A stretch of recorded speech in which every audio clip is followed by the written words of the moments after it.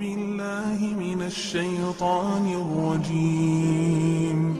بسم الله الرحمن جو 10 محرم الحرام کا دن ہے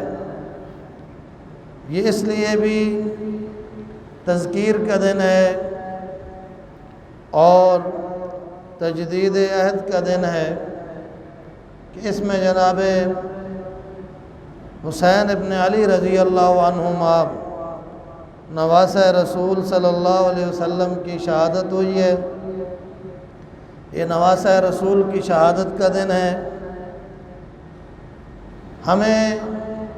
یہ بات یاد رکھنا چاہیے کہ 10 محرم الحرام کو جو سیدنا حسین ابن علی رضی اللہ عنہما کی شہادت ہوئی ہے، یہ شہادت کا جو دن ہے اور حسین کی رضی اللہ عنہما کی شہادت جو ہے، اس وقت سے لے کر آج تک یہ امت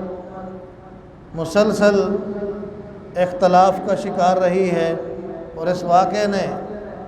اس امت کو اس طرح کمزور کیا ہے کہ اس کے بعد یہ امت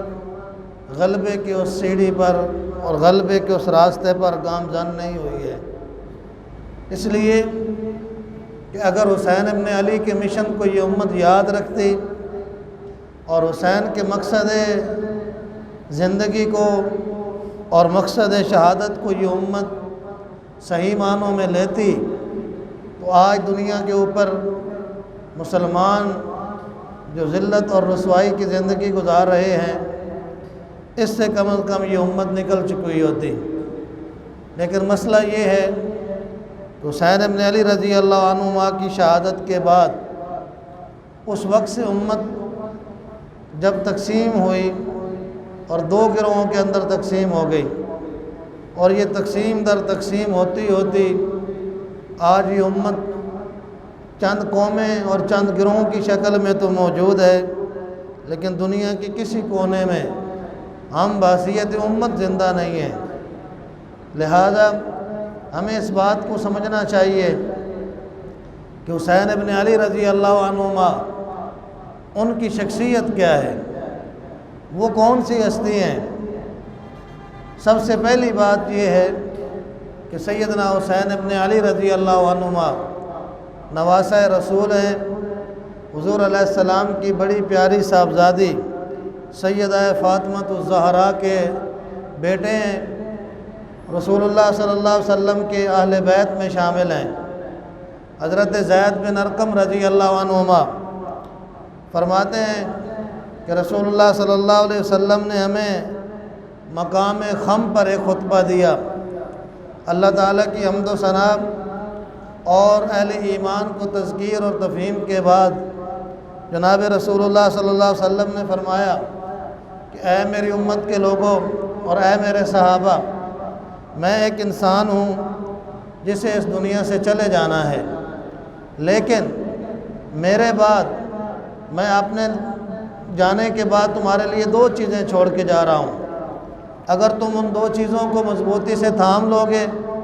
تو کبھی گمراہ نہیں ہوگے۔ آپ صلی اللہ علیہ وسلم نے فرمایا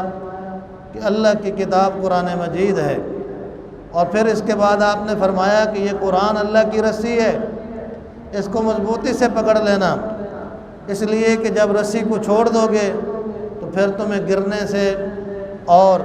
رسوا ہونے سے کوئی نہیں بچا سکتا ہے۔ اور دوسری چیز آپ صلی اللہ علیہ وسلم نے فرمایا کہ میں تمہیں اللہ سے ڈراتا ہوں اپنے اہل بیت کے بارے میں، کہ اس کے بارے میں تم پر عذاب آئے گا اگر تم نے اہل بیت کو نہ پہچانا اور ان کی قدر نہ کی۔ لہذا ایک بندہ مومن کے لیے رسول اللہ صلی اللہ علیہ وسلم کے بعد صحابہ اور اس کے ساتھ ساتھ اہل بیت کی تکریم، تعظیم اور ان سے محبت کرنا، یہ ہمارے ایمان کا حصہ ہے۔ اور پھر حسین ابن علی رضی اللہ عنہما، ان سے محبت، آل علی سے محبت، یہ تو ہمارا ایمان ہے۔ یہ تو ہماری بدقسمتی ہے کہ ہمارے مسلمانوں نے آج صحابہ کے درمیان بھی تقسیم کر دی ہے۔ بعض شیعہ حضرات ہم نے سمجھا ہوا ہے کہ حسین تو صرف شیعوں کے لیے ہیں، علی جو ہیں وہ شیعوں کے لیے ہیں، اور صرف ہمارے لیے امیر معاویہ رضی اللہ عنہ ہیں۔ نہیں، ہمارے لیے سارے صحابہ ہیں، ہمارے لیے علی بھی وہی مقام رکھتے ہیں جو سیدنا صدیق اکبر کا مقام ہے، جو فاروق اعظم کا مقام ہے، جو حضرت عثمان کا مقام ہے، اور وہی مقام ہے جناب امیر معاویہ رضی اللہ عنہما کا۔ ہم یہ نہیں کہتے ہیں کہ حسین سے محبت تو صرف شیعوں کا کام ہے، نہیں، حسین امت کے ہیں، کسی گروہ کے نہیں ہیں، امیر معاویہ اس امت کے ہیں، کسی گروہ کے نہیں ہیں۔ اس لیے اس امت کو رسول اللہ صلی اللہ علیہ وسلم کے اہل بیت کو پہچاننا چاہیے۔ یہ بھی ہمارے ہاں ایک بڑا مسئلہ بن گیا ہے کہ آج ہم اس امت کی صحیح مقصد کی طرف ترجمانی نہیں کر رہے ہیں، ہمارے ممبر اور محراب سے وہ ٹھیک آواز نہیں آ رہی ہے جو اس امت کی ضرورت ہے کہ ہمیں اس مقصد کی طرف پلٹنا ہے جو حسین ابن علی کی شہادت کا مقصد تھا۔ اب جو حسین کے نام پر ماتم کرتے ہیں وہ بھی یزیدوں کے ساتھ ہوتے ہیں، اور جو یزید کو بے قصور کہتے ہیں وہ حسین کے مشن کو ہی نہیں لیتے ہیں۔ یہ تو کوئی بات نہیں ہے، ہمیں تو اس مشن کی طرف آنا ہے۔ اس لیے سب سے پہلی بات یہ ہے کہ یہ اہل بیت کیا ہیں۔ ایک بات ہمیں اس بارے میں یاد رکھنی چاہیے کہ اہل بیت رسول اللہ صلی اللہ علیہ وسلم کا خاندان، اس میں آپ صلی اللہ علیہ وسلم کی ازواج ہیں، ساری ازواج، حضور علیہ السلام کی ساری ازواج مطہرات وہ آپ صلی اللہ علیہ وسلم کے اہل بیت میں شامل ہیں۔ اس لیے وہ لوگ گمراہ ہیں اور اللہ کے باغی لوگ ہیں جو کہتے ہیں کہ عائشہ صدیقہ اللہ کے رسول کی ازواج میں شامل نہیں ہیں،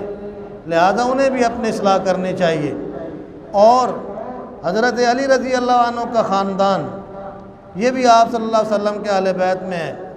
حضرت عائشہ صدیقہ رضی اللہ عنہ وہ فرماتی ہیں کہ ایک دن حضور علیہ السلام صبح میرے پاس تشریف لائے، آپ نے کالے رنگ کی کملی اوڑھی ہوئی تھی اپنے اوپر چادر، آپ صلی اللہ علیہ وسلم کی اس چادر پر اونٹ کی کوان کے نقش بنے ہوئے تھے۔ آپ صلی اللہ علیہ وسلم نے جب میرے گھر تشریف لائے تو حسین ابن حضرت علی رضی اللہ عنہ تشریف لائے، آپ نے ان کو اپنی چادر میں لپیٹ لیا۔ پھر سیدہ فاطمہ تشریف لائیں، آپ صلی اللہ علیہ وسلم نے ان کو بھی اپنے اس دامن رحمت میں لیا۔ پھر حضرت حسین آئے، پھر حسن آئے، آپ صلی اللہ علیہ وسلم نے ان دونوں کو بھی اپنی اس کملی کے اندر لپیٹا، اس چادر کے اندر، اور آپ صلی اللہ علیہ وسلم نے یہ دعا فرمائی کہ اے میرے رب، تیرا یہ وعدہ ہے اور یہ چاروں میرے اہل بیت میں ہے، اللہ تو ان کو پاک کر دے، زمانے کی ساری آلودگیوں سے انہیں پاک کر دے۔ اور حضرت سعد بن ابی وقاص رضی اللہ عنہما کہتے ہیں کہ حضور علیہ السلام نے حضرت علی کو، فاطمہ کو، حسن اور حسین کو، چاروں کو بلایا اور فرمایا کہ لوگوں یہ میرے اہل بیت میں شامل ہیں۔ لہذا ہمیں یہ بات یاد رکھنی چاہیے کہ حضور علیہ السلام کے ازواج بھی آپ کے اہل بیت میں داخل ہیں، اور اسی طرح حضور علیہ السلام کے اہل بیت کے ازواج کے بعد آپ صلی اللہ علیہ وسلم نے آل علی کو بھی اپنے اہل بیت میں شامل کیا ہے۔ لہذا یہ کلیئر ہونا چاہیے کہ اہل بیت کون ہے، اور ہمیں اس کنفیوژن سے نکلنا ہے اور امت کی ٹھیک ترجمانی کرنی ہے کہ آل علی بھی اہل بیت میں شامل ہیں، اور آپ صلی اللہ علیہ وسلم کی ازواج بھی یہ آپ صلی اللہ علیہ وسلم کے اہل بیت میں شامل ہیں۔ کسی ایک گروہ کو نکالنا یہ ظلم ہے، عدوان ہے، اور اللہ اور اس کے رسول کی شریعت سے گمراہی کا راستہ اختیار کرنا ہے۔ اس کے بعد دوسری بات جو ہمیں سمجھنی ہے کہ یہ حضرت حسین ابن علی رضی اللہ عنہما، حضرت ابو سعید خدری رضی اللہ عنہما فرماتے ہیں کہ نبی مہربان صلی اللہ علیہ وسلم نے فرمایا کہ حسن اور حسین یہ جنت میں نوجوانوں کے جو سردار ہوں گے جنت میں، وہ حسن اور حسین ہیں، سیدہ شباب اہل الجنہ، یہ جنتی نوجوانوں کے سردار ہیں حسن اور حسین۔ حضرت عبداللہ بن عمر فرماتے ہیں کہ نبی مہربان صلی اللہ علیہ وسلم نے فرمایا کہ یہ حسن اور حسین یہ میرے دونوں دنیا کے پھول ہیں۔ اور یا ابن مرہ رضی اللہ عنہ وہ کہتے ہیں کہ رسول اللہ صلی اللہ علیہ وسلم نے فرمایا کہ حسین منی، حسین مجھ سے ہیں، حسین میرے ہیں، وانا من حسین، اور میرا تعلق حسین سے ہے، میں حسین سے ہوں، ہم دونوں ایک دوسرے سے جڑے ہوئے ہیں۔ فمن احب اللہ من احب حسین، اللہ اس بندے سے محبت کرتا ہے جو حسین سے محبت کرتا ہے۔ اس لیے ہمیں اس کلیئرنس اپنے آپ کو کلیئر کرنا ہے کہ حسین سے محبت کرنی ہے، حسین سے نفرت نہیں کرنی ہے۔ حسین ہمارے ہیں، اس امت کے حسین ہیں، وہ کسی مسلک کے حسین نہیں ہیں، کسی گروہ کے حسین نہیں ہیں، وہ اس امت کے حسین ہیں۔ اس لیے کہ رسول امت محمد صلی اللہ علیہ وسلم ہے، اور نبی مہربان صلی اللہ علیہ وسلم نے فرمایا کہ انا من حسین و حسین منی، حسین مجھ سے ہے اور میں حسین سے ہوں۔ اور آپ صلی اللہ علیہ وسلم نے فرمایا اللہ اس بندے سے محبت کرے گا جو حسین سے محبت کرتا ہے۔ اور پھر آپ صلی اللہ علیہ وسلم نے فرمایا حسین صبت من الاسباط، حسین بیٹے ہیں میرے۔ اس لیے یہ رسول اللہ کے نواسے اور بڑے ہی پیارے نواسے۔ حدیث کے اندر آتا ہے کہ نبی مہربان صلی اللہ علیہ وسلم خطبہ دے رہے تھے کہ حسن اور حسین آئے، تو آپ صلی اللہ علیہ وسلم اپنا خطبے کو درمیان کے اندر چھوڑ کر آپ نیچے اترے اور ان دونوں سے پیار کیا۔ اس لیے حسین سے آپ صلی اللہ علیہ وسلم کو بڑی محبت تھی۔ تیسری بات یہ ہے کہ جو حسین ابن علی رضی اللہ عنہما کی شہادت ہے یہ بالکل برحق ہے۔ آپ شہید امت ہیں، آپ شہید وفا ہیں، آپ شہید دین اسلام ہیں، آپ محافظ دین اسلام ہیں۔ ان کی شہادت میں کوئی شک نہیں ہے، ان کی شہادت برحق ہے۔ اور جو ظلم اور زیادتی اس امت نے ان کے ساتھ کی ہے اور امت کے ان لوگوں نے کی ہے جو اس وقت برسر اقتدار تھے، حقیقت یہ ہے کہ حسین ابن علی رضی اللہ عنہما نے وہ جو کمزوریاں دیکھی ہیں، جو کمزوریاں اس امت کے آغاز میں وہ دیکھ رہے تھے، جیسے ایک سیاںہ آدمی سمجھ جاتا ہے کہ اب گاڑی اپنے ٹریک سے اتر رہی ہے، اگر اس کو یہاں کنٹرول نہ کیا گیا تو بڑا حادثہ ہو سکتا ہے۔ بالکل امت بھی حضرت حسین ابن علی رضی اللہ عنہما یہ سمجھ گئے تھے کہ یہ امت کی گاڑی اور خلافت کی یہ گاڑی اپنے ٹریک سے اتر رہی ہے، اس کو درست کرنے کی ضرورت ہے اور پھر سے اس نظام کو لانے کی ضرورت ہے جو حضور علیہ السلام اور ان کے نانا نبی مہربان صلی اللہ علیہ وسلم نے اس امت کو دیا، خلفائے راشدین نے دیا۔ وہ اسی کی درستگی چاہتے تھے، اسی نظام کی بقا چاہتے تھے، اسی نظام کا نفاذ چاہتے تھے، اور اسی کے احیاء کے لیے، اسی کے تحفظ کے لیے اور اسی کی اقامت اور امت کو پھر سے خلافت راشدہ کے اس بابرکت اور صالح نظام کی طرف لانے کے لیے جناب حسین ابن علی رضی اللہ عنہما نے یہ سارے جد و جہد کی ہے، اور اسی کے نتیجے میں ان کو شہید کیا گیا ہے۔ حضرت ام فضل بنت حارث رضی اللہ عنہا جو حضور علیہ السلام کی چچی ہیں، حضرت عباس رضی اللہ عنہ کی زوجہ محترمہ، وہ فرماتی ہیں کہ ایک رات میں نے خواب دیکھا، میں نے خواب کے اندر دیکھا کہ رسول اللہ صلی اللہ علیہ وسلم کے جسم کا ایک ٹکڑا کاٹا گیا اور وہ لا کر میری گود کے اندر رکھا گیا ہے، تو میں گھبرا گئی۔ میں رسول اللہ صلی اللہ علیہ وسلم کے پاس آئی، میں بڑی گھبرائی ہوئی، میں نے کہا یا رسول اللہ ایک بہت ہی برا خواب دیکھا ہے، میں کسی کو بتا بھی نہیں سکتی ہوں۔ تو نبی مہربان صلی اللہ علیہ وسلم نے فرمایا کہ آپ بتاؤ، مجھے تو بتاؤ کہ وہ کون سا خواب ہے۔ تو حضرت ام فضل رضی اللہ عنہ نے کہا کہ رات میں نے خواب میں دیکھا ہے کہ آپ کے جسم میں عطر سے ایک ٹکڑا کاٹا گیا ہے اور وہ لا کر میری گود میں رکھا گیا ہے۔ تو آپ صلی اللہ علیہ وسلم نے فرمایا کہ اس میں پریشانی والی کون سی بات ہے، یہ تو بہت اچھا خواب ہے، اللہ مجھے بیٹا عطا کرے گا اور وہ بیٹا تمہاری پرورش میں آ جائے گا۔ پھر اللہ رب العالمین نے سیدہ فاطمہ کو حضرت حسین عطا کیے اور پھر وہ لا کر ان کی گود میں رکھے گئے، انہوں نے ان کی تربیت کی، انہوں نے ان کو پالا۔ وہ فرماتی ہیں کہ ایک دن میں حسین کو لے کر نبی مہربان صلی اللہ علیہ وسلم کی خدمت میں حاضر ہوئی اور میں نے آ کر وہ حسین ابن علی رضی اللہ عنہ کو حضور علیہ السلام کی گود میں بٹھا دیا اور میں کسی کام میں لگ گئی، ادھر ادھر دھیان ہو گیا۔ تھوڑی دیر بعد جب میں نے دیکھا تو حضور علیہ السلام حسین اپنے نواسے کو اپنی گود کے اندر بٹھائے ہوئے ہیں اور آپ صلی اللہ علیہ وسلم کی جو داڑھی مبارک ہے وہ آنسوؤں سے تر ہے۔ ام فضل کہتی ہیں کہ میں نے کہا اے اللہ کے رسول صلی اللہ علیہ وسلم، میرے ماں باپ آپ پر قربان ہوں، آپ کیوں پریشان ہیں؟ صلی اللہ علیہ وسلم نے فرمایا کہ اے ام فضل، ابھی جبرائیل آئے تھے اور انہوں نے مجھے آ کر بتایا ہے کہ اے نبی مہربان صلی اللہ علیہ وسلم، آپ کا یہ جو نواسا ہے حسین، آپ کی امت ان کو شہید کر دے گی۔ حضور علیہ السلام فرماتے ہیں میں نے جبرائیل سے پوچھا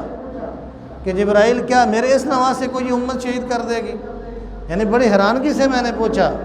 کہ میرے اس پیارے نواسے کو یہ امت شہید کر دے گی؟ تو جبرائیل نے کہا ہاں اس کو شہید کر دے گی۔ پھر آپ صلی اللہ علیہ وسلم فرماتے ہیں کہ اے ام فضل، مجھے جبرائیل نے وہ مٹی بھی دکھائی ہے جس جگہ پر ان کو شہید کیا جائے گا، وہ سرخ رنگ کی مٹی تھی، یعنی اسی علاقے میں جہاں جناب سیدنا حسین ابن علی نے جان دیا کربلا کے میدان پر۔ سوال یہ نہیں ہے، بحث یہ نہیں ہے کہ بھائی کون ٹھیک ہے، کیا یزید ٹھیک تھا یا حسین نے جو خروج کیا وہ کیسا تھا۔ آج ہماری بحث اس طرف چلی گئی ہے، امت کو دو گروہوں نے الگ الگ سبق دینا شروع کر دیا ہے۔ سوال یہ ہے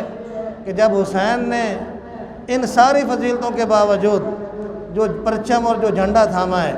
اور جو مقصد زندگی لوگوں کے سامنے رکھا ہے، یہاں اب تفصیل نہیں ہے کہ ان کا وہ خطبہ جو کربلا کے اندر انہوں نے دیا، اس بالکل وہ ان کی ڈائریکشن کو، ان کی پوزیشن کو، ان کے مقصد کو اور ان کے نصب العین کو واضح کرتا ہے کہ ان کے پیش نظر کوئی ذاتی مقصد، کوئی ذاتی فائدہ اور کوئی ذاتی اور خاندانی منفعت نہیں تھی۔ وہ صرف یہ چاہتے تھے کہ اس امت کو پھر سے ملوکیت کی اس غلامی سے نکال کر خلافت راشدہ کے اس پیارے نظام کو پھر سے بحال کریں اور اللہ کے بندوں پر اللہ کا دین غالب آ جائے۔ اس لیے وہ سمجھتے تھے کہ اگر ایسا نہ کیا گیا تو آگے چل کر اس کے بھیانک اور بڑے خطرناک نتائج سامنے آئیں گے۔ اور یہ بالکل تاریخ گواہ ہے کہ ان کی شہادت کے بعد اس امت نے وہ خطرناک نتائج دیکھے ہیں،